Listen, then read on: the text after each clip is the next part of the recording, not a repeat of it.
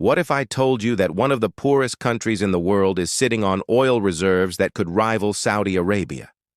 And what if I also told you that this very discovery might be the beginning, not of freedom, but of a new scramble for Africa? That is exactly what just happened to Somalia. For decades, the world has known Somalia for piracy, famine, and civil war. It's one of the poorest nations on earth. But it turns out this whole time, the country has been sitting on a geologic jackpot.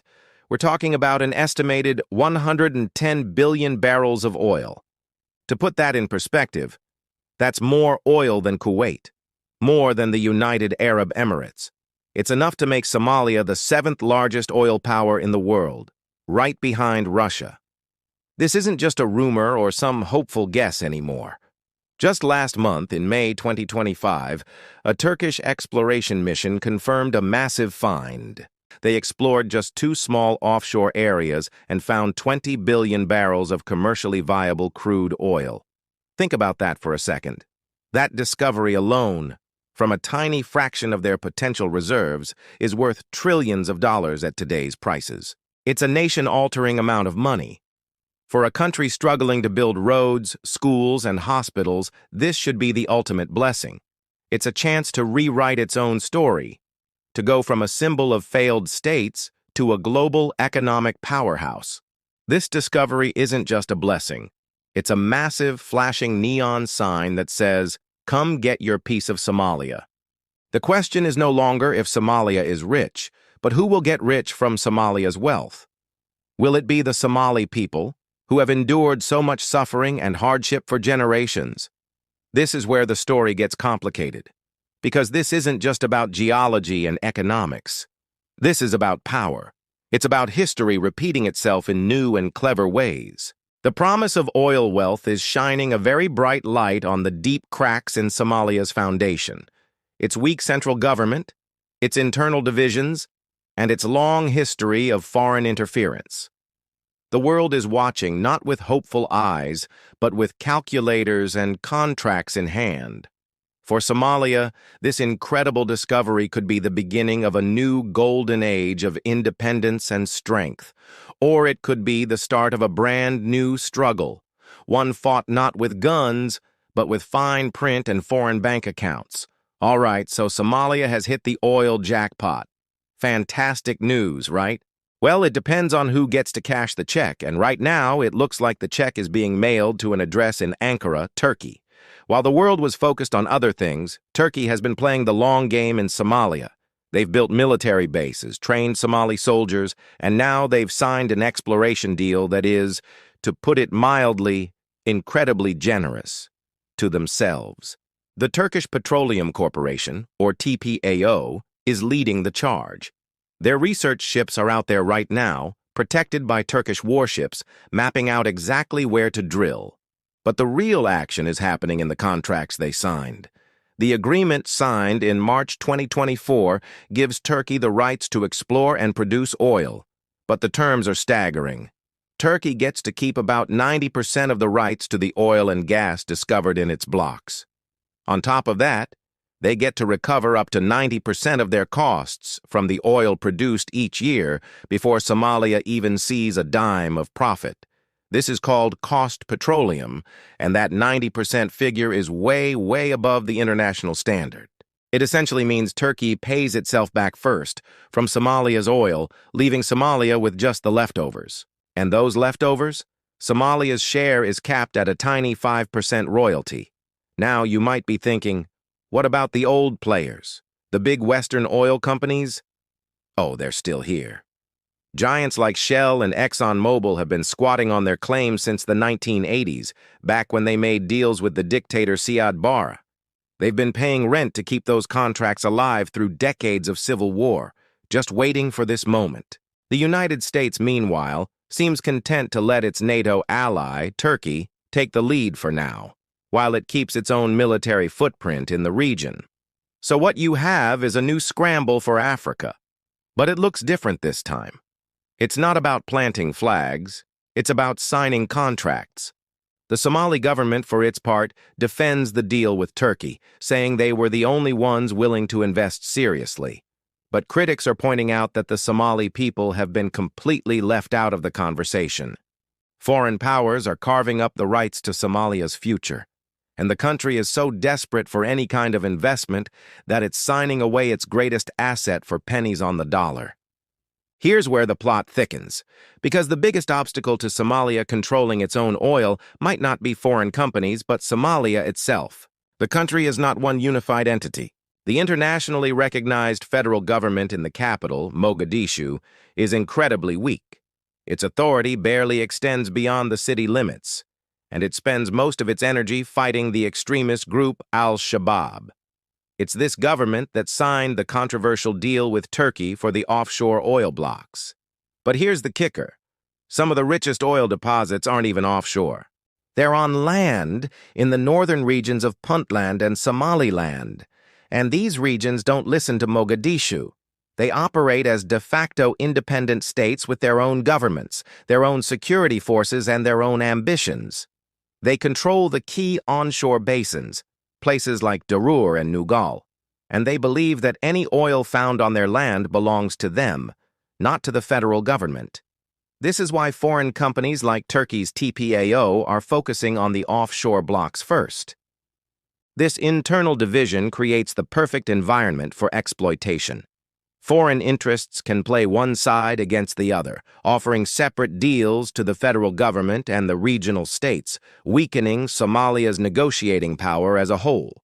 If Mogadishu gets rich from offshore oil, what's to stop Puntland from signing its own deal with another country for its onshore reserves?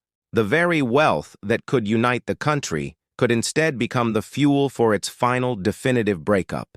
The potential for conflict is enormous. In a society structured around clans and regional loyalties, the question of who gets the oil money is a question of life and death.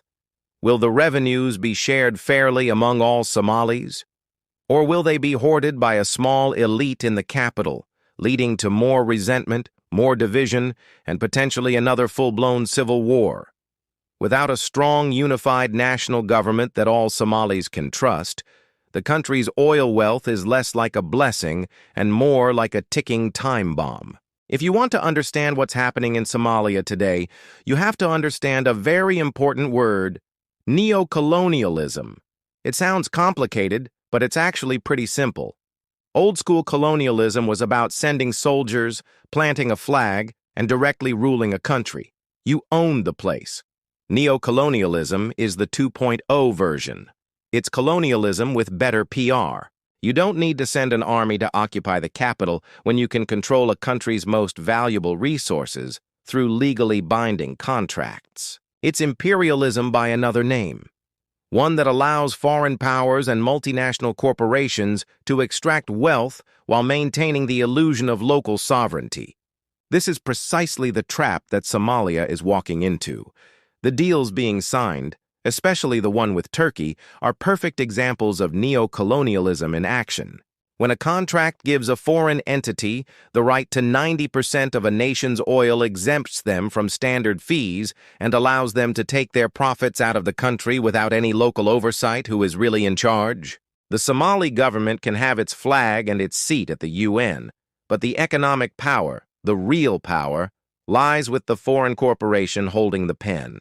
The Somali people are being reduced to spectators in their own economic destiny, their voices silenced by the complexity of international law and the desperation of their leaders. This isn't just about Turkey. The historical claims of Shell and ExxonMobil, secured during a dictatorship and maintained through decades of chaos, are another part of this story. These companies have been patiently waiting for the country to stabilize just enough to start drilling, holding on to legal documents that were signed long before most Somalis today were even born. It's a system designed to benefit the powerful.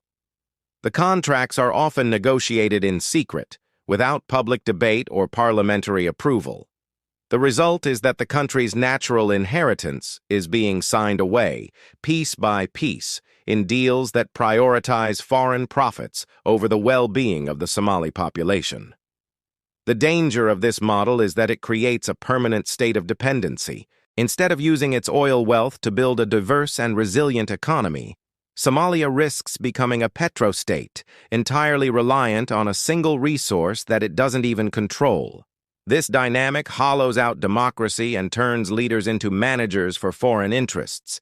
It's a subtle, insidious form of control, far more effective than brute force, because it comes disguised as investment and partnership. If this story sounds familiar, it's because it is. Somalia is not the first African nation to discover vast natural resources only to find that wealth becoming a curse. The continent is filled with cautionary tales, countries blessed with oil, diamonds, or minerals that have somehow remained desperately poor. Look at Nigeria. It's one of the largest oil producers in Africa, yet decades of oil wealth have led to staggering corruption, environmental devastation in the Niger Delta, and deep-seated poverty for the majority of its population. The money flowed not to the people, but into the pockets of a corrupt elite and the coffers of foreign oil companies. Or consider the Democratic Republic of Congo, a country with mineral wealth estimated to be worth over $24 trillion. Its riches have fueled endless wars, propped up brutal regimes, and attracted predatory foreign powers, all while its people suffer. The story is the same in so many places. The discovery of resources creates a rush of foreign interest, which in turn exacerbates internal divisions, fuels corruption, and ultimately leaves the country weaker and more dependent than it was before. This is the path that so many African nations have tragically followed, and it's the path Somalia is currently on. The regional stakes are also incredibly high. A wealthy, powerful, and unified Somalia could revive the old nationalist dream of Greater Somalia, which seeks to unite ethnic Somalis living in neighboring Ethiopia, Kenya, and Djibouti. So, here we are, at a crucial turning point in history. Down one path lies the promise of a future that was once unimaginable, a future of wealth, stability, and national pride, funded by its own incredible resources. Down the other path lies a familiar tragedy, a future of exploitation, division, and conflict, where Somalia's riches only serve to deepen its wounds. The federal government and the autonomous regions like Puntland and Somaliland must find a way to come together and forge a unified national strategy for managing their resources. Foreign companies will happily pick them off one by one, leaving the entire nation with nothing but the crumbs of its own fortune. Unity is no longer just a political ideal. It is an economic necessity. Furthermore, the Somali people must demand control and ownership. This is their oil. This is a moment to learn from the mistakes of Nigeria, of Congo, of Libya, and to write a different story for Africa. This is a warning, not just for Somalia, but for all of Africa and the global South. And don't forget, like the video and subscribe the channel to keep thinking the world how it really is.